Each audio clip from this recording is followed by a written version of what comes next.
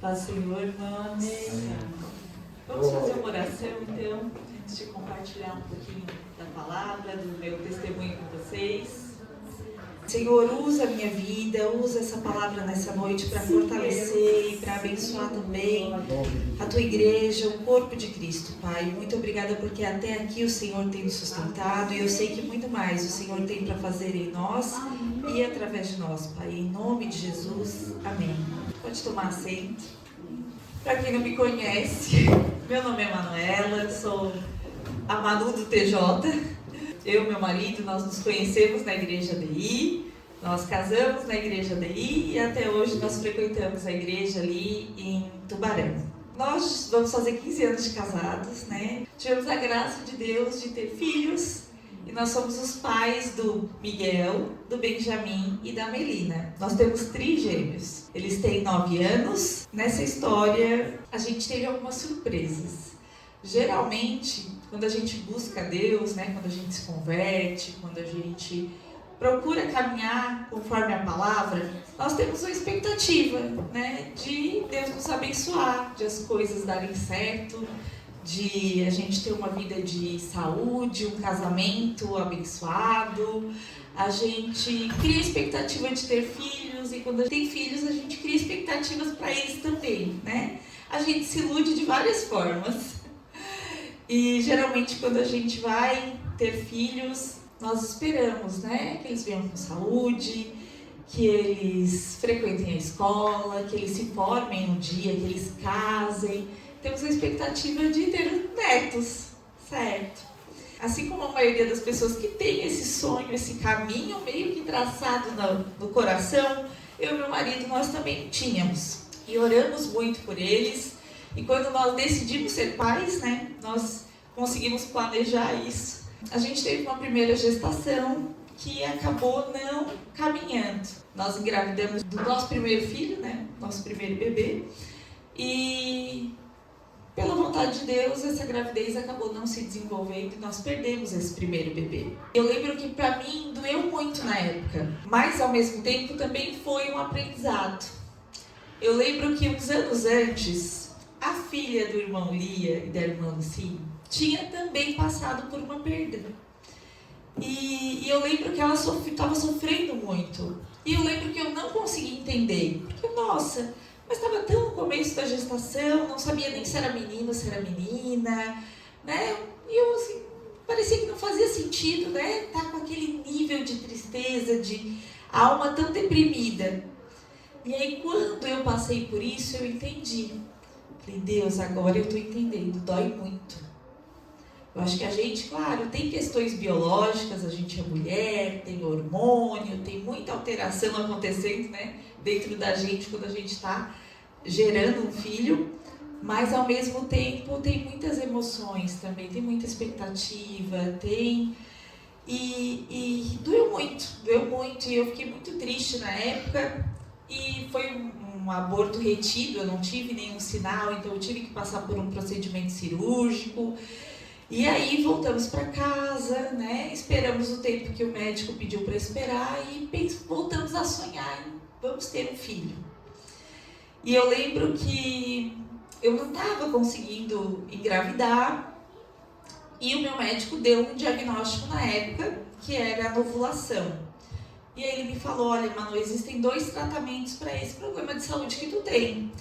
A gente pode voltar, né, com os comprimidos, com anticoncepcional, esperar e cuidar, ou tem um outro remédio que ajuda as mulheres, né, a ovularem no período certo.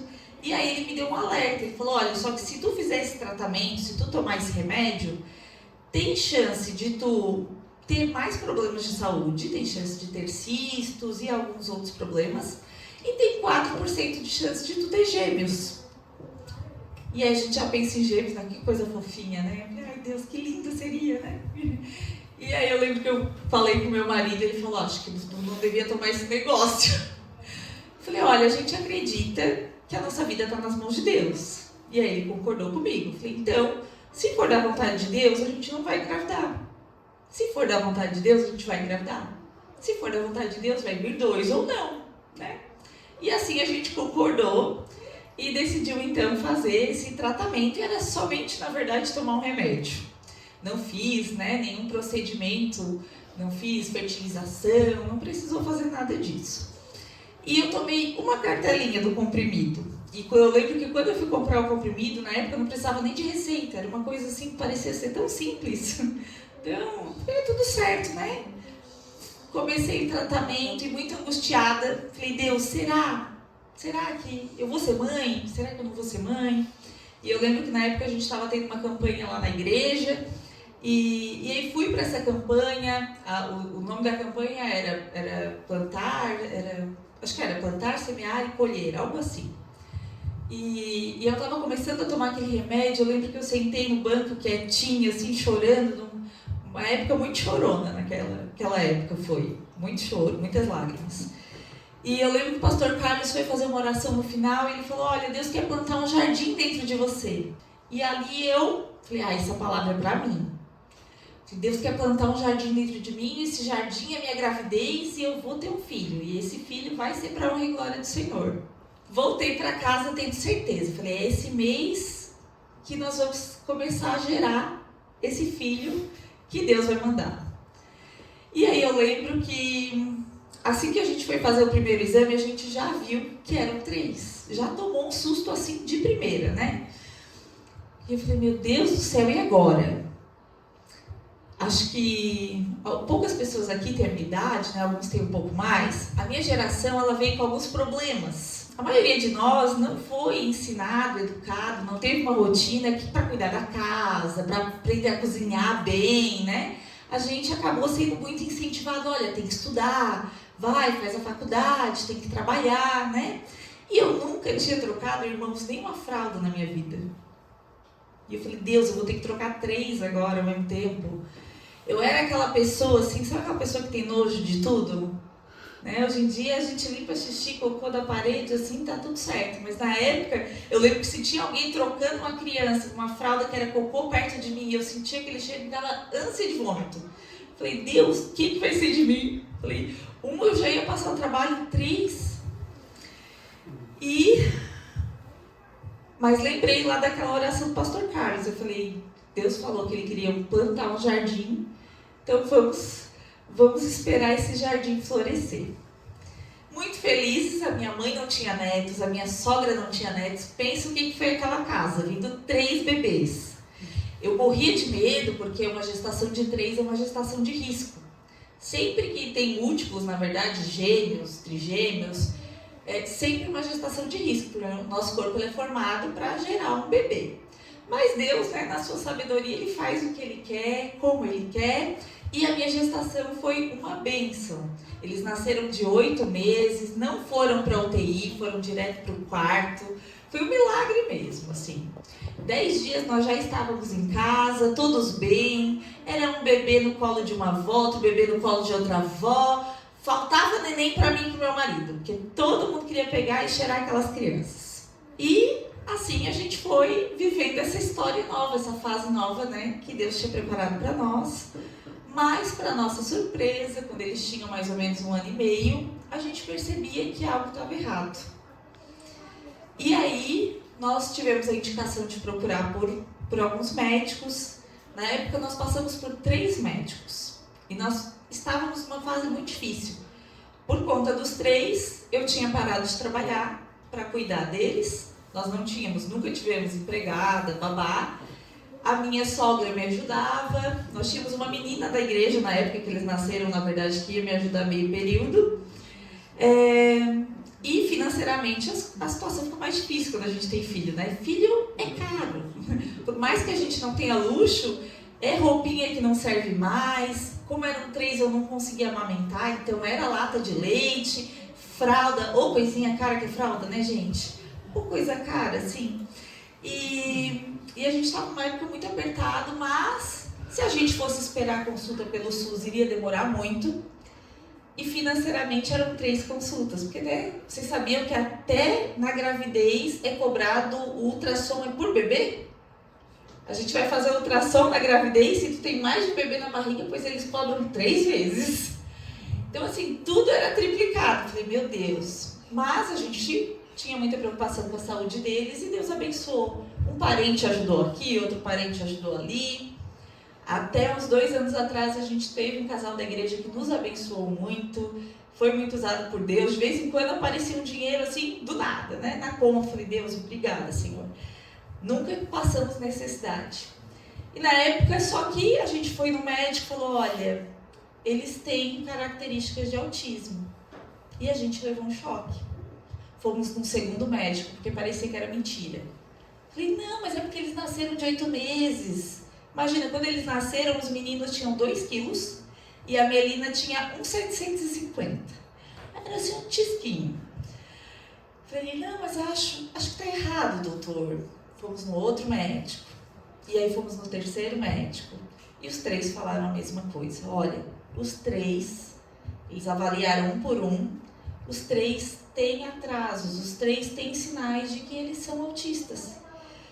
E a gente voltou para casa, depois de cada uma dessas consultas, com o coração na mão. E nessa época eu comecei a questionar, eu falei, Deus, por quê? Por quê? Por que os 3? E eu já era formada em psicologia na época, eles nasceram em 2015, e eu fiz a faculdade, né, me formei em 2011, mas eu nunca tinha ouvido falar sobre autismo na minha faculdade. Hoje em dia a gente escuta falar bastante, né? Sempre está na rádio, nas reportagens na TV, no Facebook, no Instagram, hoje em dia tem bastante coisa, mas por mais que não faça tanto tempo assim, 7, 8 anos atrás não tinha muita coisa ainda. E então eu nunca tinha ouvido falar, e aí eu comecei a ir para a internet, né? Eu falei, vou estudar, vou tentar descobrir o que é isso, como que eu posso ajudar eles. E quando eu fui para a internet, eu descobri que quando a gente tem gêmeos que não são idênticos, que é o meu caso, que eles são bem diferentes, os meninos é um loiro de olho azul, um moreno de olho castanho, podia ser mais diferente. E a menina até agora a gente não sabe quem puxou, é uma mistura de todo mundo, assim. E os pesquisadores, né, a ciência diz que quando a gente tem gêmeos não idênticos ou filhos de gestações diferentes e um é autista, o irmão tem de 10 a 30% de chance de ser autista. Então, se eu tenho 2 filhos, o segundo tem uma chance de ser autista, mas não é uma chance assim muito grande. E no meu caso, os 3 eram. O pessoal, a gente usa uma expressão que é um raio não cai 2 vezes no mesmo lugar, né? Eu dizia, Deus, o raio caiu 3 vezes no mesmo lugar e comigo. Eu disse, Deus, por quê? Eu me converti com 15 anos e desde que eu me converti, ninguém é perfeito, né? Mas eu sempre busquei ser fiel a Deus. Eu e meu marido, a gente sempre serviu na casa de Deus. Meu marido canta, prega, tocava. Eu fazia parte do Ministério de Dança, durante um tempo fiz parte do Ministério Infantil e nós sempre buscamos caminhar, né, de acordo com a palavra de Deus. Eu falei, por que nós? E eu lembro que nessa época eles começaram na escola e eu levava eles para a escolinha, voltava para casa e eu ia sentar embaixo do pé de laranja que a gente tinha nos fundos de casa para chorar. E eu chorava. E questionando muito a Deus. Às vezes eu dizia assim, Deus, eu acho que tu esqueceu de mim. Falei, só pode. Porque parecia que estava tudo dando errado. Falei, Deus, eu acho que tu esqueceu. Outras horas eu me perguntava se eu tinha feito alguma coisa de errado. Falei, Deus, será que isso é um castigo? E Deus está me castigando, Deus está castigando a nossa família. A gente fez algo que não deveria ter feito, mas eu não conseguia encontrar resposta. E aí as angústias, a incredulidade, a tristeza foram tomando conta nessa época. E aí eu tive o primeiro grande aprendizado, que se eu não estivesse bem, eles não iriam estar bem. E eu entendia que eu não estava bem. Eu continuava indo no culto, eu continuava buscando a Deus, eu continuava levando eles na escola, buscando terapia, levava eles. Na época a gente só tinha um carro e meu marido trabalhava numa empresa no centro. Então de manhã cedo eu tinha que arrumar os 3, enquanto meu marido se arrumava. A gente botava os 3 no carro. O meu marido, eu levava ele até o trabalho dele. para depois poder voltar para casa com os 3, porque eu tinha que ficar com o carro para levar eles para terapia, para levar eles para a escola, e foi uma fase muito cansativa. E por mais que eu tentasse, eu não conseguia sair do lugar. Tem momentos que parece que a tempestade toma conta de um jeito que tu não vai para frente, tu não vai para trás, e eu passei por uma fase assim. E na época eu entendi que eu ia ter que dar o primeiro passo, que era uma coisa muito difícil para quem é crente. Tem que procurar um psiquiatra.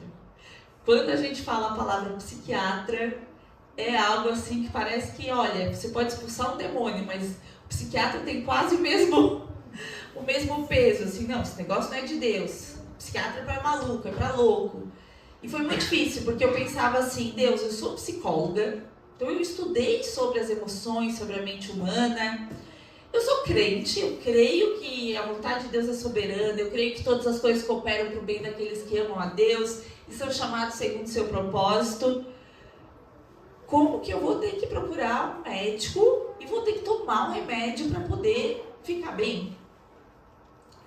Mas Deus foi me ensinando que depressão não era frescura, que não bastava às vezes só força de vontade, e que às vezes Ele quer nos ensinar lições por caminhos diferentes do que a gente planeja. Se eu orasse, será que Deus poderia fazer um milagre? Deus poderia tirar a depressão, aquela tristeza de mim? Eu sei que Ele é todo poderoso, Ele poderia. Mas às vezes Ele vai escolher caminhos diferentes por um propósito que eu vou compartilhar daqui a pouco. E aí eu aprendi que não basta só ir atrás de terapeuta, de terapia para as crianças, mas que a família toda precisa ser abraçada. E aí nessa época eu buscava muito a Deus, eu ia muito nos cultos, às vezes ia até em outras igrejas quando tinha um congresso de mulheres, e aos poucos Deus ia falando comigo, e cada palavra que Ele ia falando comigo eu anotava. E eu lembro que na época a gente tinha em casa, sabe esses murais de metal, de foto que a gente bota imã? E ali eu comecei a montar o meu mural de versículos. Falei, Deus, quando o desespero bater, quando a tristeza bater, eu ia lá, lia aqueles versículos para lembrar do que Deus tinha prometido. Porque a gente se esquece muito fácil. A gente busca, pede, às vezes Deus responde, no dia seguinte já está a gente reclamando de novo. Ou só eu sou assim. E aí eu trouxe 3 textos para compartilhar com vocês desse começo dessa fase, que é, o primeiro está em Romanos 5, quem quiser abrir, se alguém quiser anotar. Romanos capítulo 5, versículo 3 ao 5. E a Bíblia vai falar para a gente que, e não somente isto, mas também nos gloriamos nas tribulações, sabendo que a tribulação produz paciência, a paciência produz experiência, a experiência produz esperança, e a esperança não traz confusão, porque o amor de Deus está derramado nos nossos corações pelo Espírito Santo que nos foi dado. E aí ele começou a me lembrar, olha, não é porque você é filha de Deus que os problemas não vão bater na porta. E como filha de Deus, a gente é convidada ainda ao contrário, a receber a tribulação e ficar feliz por ela. Falei, Deus, eu entendi, aqui está entendido, está anotado, está aqui no mural. Mas aqui, o coração, aqui as emoções não estão acompanhando esse raciocínio. E lá ia eu e pedia de novo, falei, Deus, fala comigo. E aí vem o texto de Filipenses 4, que todo mundo conhece, né? Não andeis ansiosos por coisa alguma, mas em tudo, pela oração e súplicas, com ações de graça, apresentem os seus pedidos a Deus. E então, a paz de Deus, que excede todo entendimento, guardará os seus corações e as suas mentes em Jesus. E na época era muito difícil orar. Eu lembro que eu tinha muita dificuldade. Às vezes as palavras não vinham. E quando elas vinham, mais parecia que eu estava só reclamando do que orando. Deus, por quê? Por que eu? Tu esqueceu de mim? Tá tudo ruim. E agora? E consulta, e remédio, e fralda. E aí, eu lembro que na época, a estratégia que eu criei, eu falei, não, mas eu não posso ficar murmurando, né? Vou ficar eu 40 anos nesse deserto daqui a pouco.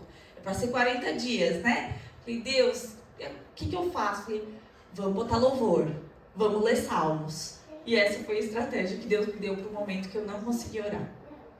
No momento que as palavras faltavam, música, cantava aquela música em forma de oração. Falei, recebe, Deus, porque é isso que eu consigo fazer. Ia para a Bíblia, pegava um salmo. Um dos que eu peguei, inclusive, foi o que o Gabriel leu aqui no começo da abertura do culto.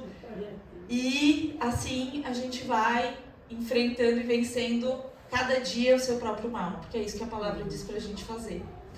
E o último texto que eu queria compartilhar com vocês dessa parte, dessa história, é o texto de 2 Coríntios, capítulo 1. E esse pra mim foi o mais importante, é o que eu guardo até hoje. 2 Coríntios, capítulo 1. Eu questionei muito por quê, o pra quê, né? E eu lembro que num retiro de carnaval, desde que nós ganhamos as crianças, eu e meu marido, nós nunca faltamos um retiro. Nós praticamente nos conhecemos no retiro de carnaval. Claro que na nossa idade, na nossa situação, a gente não consegue ir todos os dias, né? A gente não consegue mais ajudar como a gente ajudava antes, né? Meu marido montava um palco, enfim, tinha todo um trabalho envolvido para poder abençoar os jovens, mas, foi, acho que 2018 ou 2017, nós fomos passar um dia no retiro, era o que a gente conseguiu naquela época. A gente foi de manhã e ia voltar à noite. E eu lembro que eu não queria falar com ninguém, eu não estava bem. Durante o culto eu sentei numa cadeirinha no cantinho chorando, porque eu nunca gostei de chorar na frente de ninguém. Assim, eu tinha muita dificuldade. Falei, Deus, não quero que ninguém me veja chorando, não quero que ninguém fique com peninha. Assim, não gostava, não me sentia bem. E nesse dia, no retiro de jovens da ADI, nós recebemos o pastor Mauro, que veio do Rio Grande do Sul. O pastor Mauro é um pastor da Assembleia de Deus de Cachoeirinha. E naquele culto ele compartilhou uma parte da história da igreja deles, que foi quando eles começaram o ministério com surdos da igreja.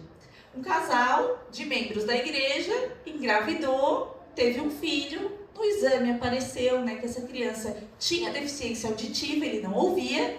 Os pais, por conta daquele filho, foram aprender Libras e dessa história, muitas outras vidas foram abençoadas. Essa igreja hoje consegue até fazer retiros só com surdos. De tantos surdos que tiveram acesso à palavra de Deus através desse casal. E aí eu falei, Deus, tá bom, eu entendi. É pra tua glória, tem um propósito, mas e agora? Como é que eu vou fazer? E aí vem esse texto, 2 Coríntios, capítulo 1, versículo 4, vai falar: Louvado seja o Deus e Pai do nosso Senhor Jesus Cristo, o Pai bondoso, o Deus de quem todos recebem ajuda. Ele nos auxilia nas nossas aflições, para podermos ajudar os que têm as mesmas aflições que nós temos. E nós damos aos outros a mesma ajuda que recebemos de Deus. A gente pergunta, pede tanta coisa para Deus e as respostas estão todas aí, na nossa mão, estão todas na Bíblia, né? Falei, Deus, tá ok, eu entendi. Eu tô vou passar por essa aflição, porque Tu vai me ajudar, e com esse aprendizado, com essa experiência, eu vou poder ajudar outras pessoas que estejam passando pela mesma coisa. E vivendo essa história, a gente começou a observar que poucos casais com filhos com deficiência frequentam a igreja. Poucos casais com filhos com autismo, com paralisia, com síndrome de Down conseguem ir no culto. Porque muitas vezes a gente não tem a estrutura, não tem as pessoas preparadas para acolher, para ajudar, porque essas crianças realmente precisam de um apoio diferenciado. E no começo eu não sabia o que fazer. Eu disse, Deus, eu sei que Tu quer que eu faça alguma coisa, mas assim como a maioria das pessoas, eu não tenho muito tempo sobrando, porque eu tinha que cuidar dos 3. Na época eu fazia comida, lavava roupa, cuidava da casa, levava o marido no trabalho, levava as crianças na terapia. Eu falei, agora eu não tenho tempo, não tinha dinheiro, todo mês faltava. E de algum jeito Deus cobriu o que faltava, era incrível. E eu não sabia, falei, o que eu vou fazer? Falei, Tu tem um propósito, mas assim, quem sou eu, Senhor? Não sou nada, sou ninguém, não sei quase nada. E na época Deus me deu uma estratégia. Eu, como estava estudando muito para ajudar os meus filhos, eu estava fazendo alguns cursos. E eu via que muitas mães também não tinham condições de fazer esses cursos. Eu lembro que na época eu conseguia ir para Curitiba para fazer alguns cursos, porque lá tinha alguns profissionais melhores. E eu tinha uma tia que morava lá. Então a minha tia me recebia na casa dela Geralmente, cada vez que eu ia, ela ainda me dava um trocadinho, sabe aquela coisa de vó, assim, né? Essa minha tia não teve filhos. E aí, eu já contava. Falei, Deus, eu tô indo, eu tenho dinheiro pro Uber, eu tenho dinheiro, né? Mas já contava que eu falei, se ela chegar lá e me der aquele trocadinho, isso vai me ajudar tanto. E assim, eu fui fazendo alguns cursos. E aí veio a ideia, falei, vou fazer um café para essas mães.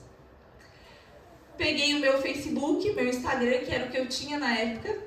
Falei, é isso que eu vou usar, é a ferramenta que eu tenho, o que Deus coloca na nossa mão, é o que é pra gente usar. E comecei a divulgar, olha, quem é mãe de autista, pai, vovó, eu vou fazer um café, cada um traz um prato. Eu acho que o primeiro café eu fiz na igreja, o segundo café a gente fez num salão de festas que a proprietária emprestou, e o terceiro café a gente fez na OAB em Tubarão, porque um advogado, pai de um autista, ofereceu e fez a reserva do espaço na época. Então, durante um ano eu fiz 3 cafés. Cada café deu uma média de 30, 40 pessoas. E aí eu resumi o que eu tinha aprendido naquele curso e compartilhava aquilo com aquelas pessoas. Ali eu conheci muitas mães desesperadas, desamparadas, aflitas, muitas mães abandonadas pelos ex-marido, né, a família. Quando as pessoas às vezes não sabem como lidar, as pessoas se afastam. E elas começaram a me dizer, Manu, ia ser tão bom se a gente tivesse um espaço em Tubarão só para os autistas. Falei, nossa, ia ser ótimo, né? Mas cadê o dinheiro para fazer isso? A gente sempre arruma uma barreira, né? Principalmente quando é dinheiro, né? Deus querido, imagina, para eu ter um espaço para fazer tratamento, para fazer terapia só para autista, tem que ter dinheiro para alugar um espaço, tem que ter dinheiro para pagar terapeuta. Eu falei, Deus, o café já não estava muito fácil, que era uma coisa simplesinha, né? Falei, como é que eu vou fazer esse negócio? E aí as mães começaram, Manu, eu fiz a faculdade de pedagogia para ajudar meu filho na escola. Se tu encabeçar e fizer esse projeto, eu dou uma manhã de voluntária. Outra chegava, Manu, eu não fiz faculdade disso, mas se tu abrir um espaço assim, eu vou uma manhã para ficar na recepção, para fazer um cafezinho, para ajudar a cuidar das crianças enquanto a mãe tá ali. E assim nasceu a AMA, lá de Tubarão, que é a Associação de Pais e Amigos dos Autistas. Na época, nós iniciamos com 30 voluntários. Era um grupo grande. Treinamos, ensinamos um pouco essas pessoas, só que nós não tínhamos um espaço. Lembra que não tinha dinheiro, né? E aí eu me lembrei do pastor Nicodemos, da irmã Miriam, que tinha o SOS Vida. Na época o pastor Nicodemos já tinha falecido, mas tinha deixado esse legado. Nós somos uma sementinha do legado do pastor Nicodemos. E a Miriam ainda estava tentando manter o SOS Vida, né? Ainda muito difícil, mas estava ali se esforçando. E o SOS Vida só atendia à tarde na casa que eles tinham alugada, e eles tinham a casa alugada e 2 psicólogas que recebiam uma ajuda da prefeitura para manter esses gastos. E a Miriam, muito gentilmente, cedeu aquela casa para a gente usar no período da manhã. E aí, estava tudo certo. Falei, Deus, mas tu é bom mesmo, né? Falei, a gente duvida, mas o Senhor é bom. Já tem um lugar, já tem 30 pessoas. A gente vai poder começar, então, esse projeto, essa obra e abençoar essas vidas. Na época, a casa que o SOS Vida estava, era uma casa bem simples, assim. A Miriam estava com muita dificuldade, eles passaram por um período muito difícil, né? O pastor Nicodemos em estado vegetativo, aquele cansaço. E ela assim, Manu, eu sei que essa casa assim não é das melhores, mas foi o que a gente conseguiu. Sabe quando a gente usa um saltinho mais fininho, que a gente pisa naquele assoalho com cupim que vai afundando, assim? Aquela casa era alugada, mas o assoalho estava naquele jeito, cupim no forro todo, caía cupim em cima da mesa, se a gente levava uma comida era um trabalho. E aí, para piorar, teve um dia que eu entrei no banheiro e vi que tinha um rato dentro da privada. Falei, Deus querido, e agora, Senhor? E eu, Miriam, me diz o valor que tu paga de aluguel dessa casa, que eu vou caçar nas imobiliárias, eu vou achar uma casa no mesmo valor e a gente vai mudar de endereço, porque tá impossível. Não tinha condição de higiene, que perigo alguém ficar doente, né? E assim eu fiz. Achei uma casa no mesmo valor, no centro, atrás do Arte Hotel, perto do terminal de ônibus, que as pessoas iam poder ter acesso. Falei, Deus, é agora que a coisa vai. E aí eu fiz a única coisa que eu fiz na minha vida até hoje sem contar pro meu marido. Eu nunca escondi nada dele, mas isso eu fiz primeiro e contei depois. Não pode fazer isso, tá? Irmãs, não pode fazer isso. Fui com a Miriam, a gente assinou o contrato de aluguel da casa, ela assinou, né, o SOS assinou como responsável e eu assinei de avalista. Só que eu não tinha emprego, eu não tinha salário. E o meu marido estava ali lutando cada mês para pagar as contas da casa. Nós assinamos o contrato, deu 15 dias, a prefeitura cortou o convênio que eles tinham. E eles não tinham mais dinheiro para manter nada, nem as psicólogas, nem o aluguel da casa. No primeiro dia eu me apavorei, eu falei, meu Deus do céu, era acho que R$1.400 o aluguel da casa. Eu falei, Senhor, o que eu vou fazer? E tinha multa, se cancelasse, eu não tinha dinheiro, não tinha R$1 para tirar de lugar nenhum.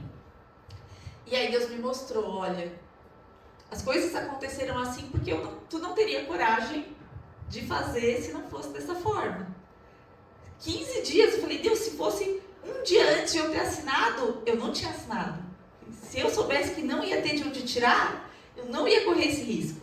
Mas Deus permitiu que a coisa acontecesse assim. Reuni as mães, as voluntárias e falei, olha, a gente tem um aluguel para pagar, né? Aconteceu isso com a associação que ia nos acolher e eu não sei o que fazer. E elas, não, Manu, cada uma vai ajudar um pouquinho. Fizemos um carnezinho, né? E assim a gente manteve 3 anos de aluguel, sem nunca faltar, nunca atrasar. E ficamos naquela casa. Uns anos depois, a gente conseguiu uma ajuda governamental. Hoje a AMA atende 65 crianças com autismo gratuitamente. E hoje nós contamos com 8 profissionais para a glória de Deus. É isso aí, irmão. Deus é bom. E não bastasse isso, que já seria suficiente, a AMA ela é uma associação sem fins lucrativos. As associações sem fins lucrativos, elas têm regras, leis para elas poderem funcionar. E a gente, como cristão, quer fazer as coisas corretamente dentro da lei. E uma das condições é que as pessoas que fazem parte da diretoria, elas não podem ser remuneradas. Eu falei, Deus, eu estou nesse trabalho, eu quero fazer isso, quero ajudar principalmente, né, famílias que não tinham condições, mas eu também tenho contas. Eu também tenho dívidas, eu também tenho necessidades. Falei, e agora? Como é que eu vou poder ajudar meu marido em casa, né? O que eu posso fazer? E aí surgiu em 2020 a ideia de, não, vou voltar a trabalhar, vou abrir um consultório, mas eu também não tinha dinheiro para isso. E na época, o meu pai, eu tenho um pai, um padrasto, né, um pai de criação, e tenho um pai biológico. Meu pai biológico na época se ofereceu, a gente conversando sobre isso, eu desabafando com ele. Às vezes a gente não quer contar, né, as dificuldades, as tristezas, não quer incomodar ninguém, né? Mas a gente precisa pedir para Deus o caminho, que se for para falar, se for para compartilhar, seja como motivo de oração, seja para pedir ajuda, Ele dá a direção da pessoa certa. E o meu pai, a gente não tinha muita convivência, a gente não se conhecia assim tanto, né? O meu pai tinha 6 filhos, um de cada mulher. Então, assim, a nossa família tinha uma dinâmica um pouquinho diferente. Mas, num determinado dia, eu convidei ele para tomar um café, para a gente se ver. E acabei compartilhando com ele que eu queria abrir um consultório, mas que eu não tinha condições. Eu até tinha uma amiga que estava para montar junto, veio a pandemia, a empresa que ela tinha passou bastante dificuldade e, de novo, parecia que estava várias coisas dando errado. Meu pai me ajudou com 6 primeiros meses de aluguel, com 6 primeiros meses de despesa, e eu consegui montar um consultório e voltar a trabalhar. Desse consultório também as coisas foram crescendo e hoje existe o Grupo Pipa, que é a minha empresa privada, né, que é a empresa que eu creio que Deus me deu. Hoje a gente atende mais ou menos 90 pessoas com autismo dentro da clínica e hoje eu conto com uma equipe de quase 60 pessoas trabalhando dentro dessa clínica.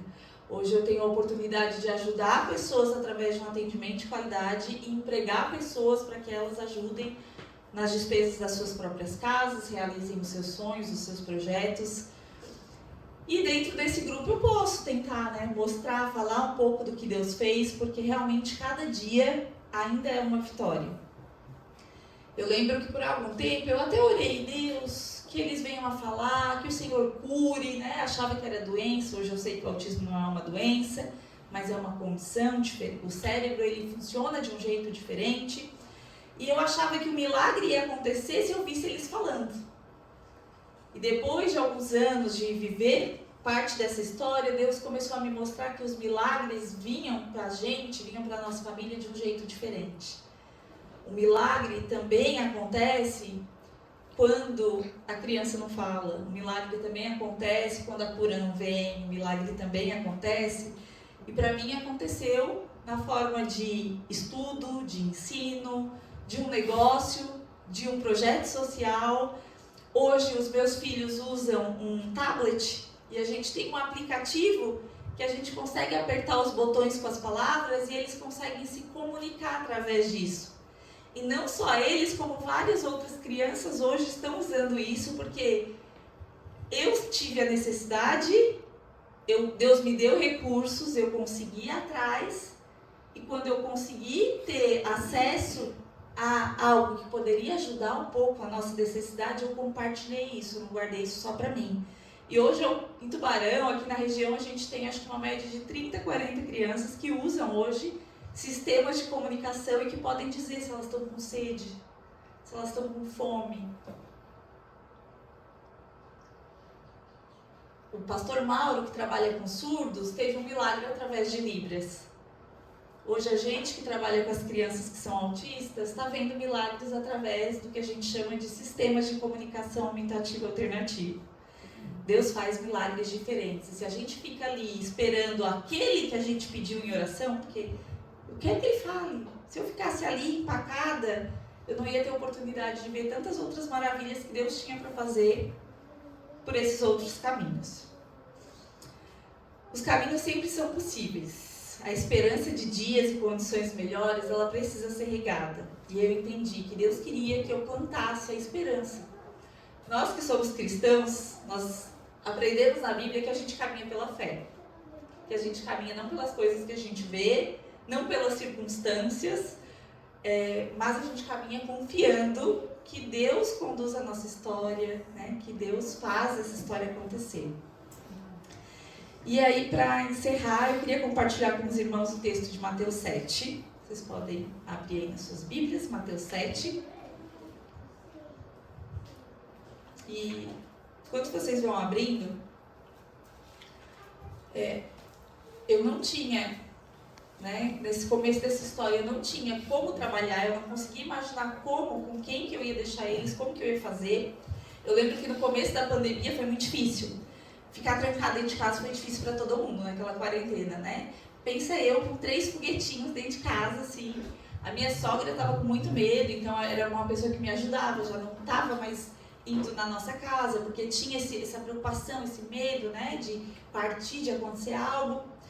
E eu lembro que na época a gente não tinha condições de ter um pula-pula, sabe esses pula-pula que as crianças gostam de brincar? Hoje em dia a gente tem, porque os meus filhos são muito agitados, eles adoram pular. E aí o que eles usavam para pular em casa? Usavam o sofá. De tanto aquelas crianças pular no sofá, naquele ano de 2020, gente, meu sofá, ele criou um buraco, mas o tamanho do buraco cabia 2 pernas da criança junto, assim, a criança entrava no buraco, do tamanho do buraco que o sofá tinha. Na época eu lembro que se a gente fosse comprar um sofá parecido e fosse parcelar, ia dar uns R$200 a parcela. A gente não tinha R$200 para pagar a parcela do sofá. E no meio daquela quarentena, trancados dentro de casa, um dia a gente olha para o portão, para um caminhão, os irmãos da igreja se uniram, cada um ajudou um pouquinho e eles nos abençoaram comprando um sofá novo. A igreja é isso, a gente é uma família. Quando Jesus vem e ensina a oração do Pai Nosso, é para lembrar que o Pai é nosso. Amém. A gente não vem e cumprimenta o irmão de irmão só por falar, mas é porque o Pai é nosso. Amém. Glória a Deus. Eu não tinha, na época, como pagar o plano de saúde, a coparticipação. A gente até tinha um plano, mas cada coisa que a gente faz, cada exame, cada consulta, o plano de saúde cobra algo mais. A gente não tinha condições. Um daqueles pais que era advogado se ofereceu para entrar com ação judicial sem cobrar nada. Me desanimou na época. Ele, olha, Manu, eu vou entrar porque eu sei que tu tem fé e esperança, mas não tem nenhum caso em Santa Catarina que ganhou. É bem provável que vocês não vão conseguir, mas a minha parte eu vou fazer. A gente estava pedindo 15 horas de terapia por semana para cada um. Nós levamos 2 anos e meio, mas Deus nos deu essa vitória. E quando eles tinham 5 anos, eles tinham 15 horas de terapia por semana, na nossa casa, a terapeuta vinha até a nossa casa, né, para fazer o atendimento gratuitamente. A gente conseguiu isso pelo SUS. A gente sempre teve muita dificuldade com escolas. As escolas, infelizmente, também não estão preparadas. A gente tem uma sociedade que, no geral, não está preparada para essas crianças. Os meus filhos não têm noção de perigo. Os meninos ainda usam fralda, inclusive. E eu lembro que numa das últimas dificuldades que eu tive, eu falei, Deus, eles precisam ter uma professora cada um, para que realmente eles tenham segurança, que eles sejam bem cuidados. E aí lá fui eu para a Secretaria de Educação. Não, isso não pode, isso não acontece, ninguém tem, é um por sala e pronto. Pode ter 3 autistas, 5 autistas, 10 autistas, é um por sala. Fui para o Ministério Público, abri a queixa. Não, isso não faz sentido, isso não é certo, não tem. Só que lendo a lei eu via que era direito deles, que cada um tem que ser olhado individual. Falei, Deus, e agora o que eu vou fazer? De novo, Deus usou um outro advogado, uma outra advogada, mãe de um autista, que ouvindo a minha dificuldade falou, olha, eu vou entrar com ação judicial para ti. É bem provável que a gente não vai ganhar. Em Santa Catarina ninguém conseguiu isso até hoje. Mas vamos lá. Levamos 1 ano com ação judicial, ouvindo chacota, profissionais de dentro da escola, profissionais dentro do conselho tutelar, rindo. Aquela guria é louca. Ela quer luxo, ela quer babar. Mas, gente, é o mínimo.